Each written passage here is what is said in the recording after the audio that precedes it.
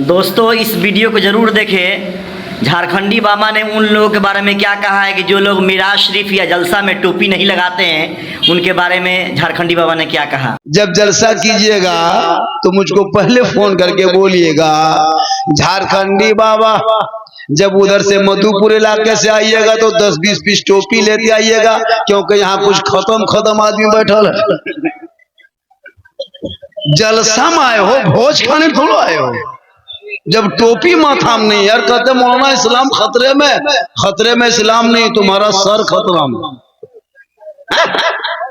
आना है तो प्रेम से आओ, वरना कोई जरूरत नहीं। 5 दीवाना काफी है, 50 आवारा नहीं, 5 दीवाना चाहिए।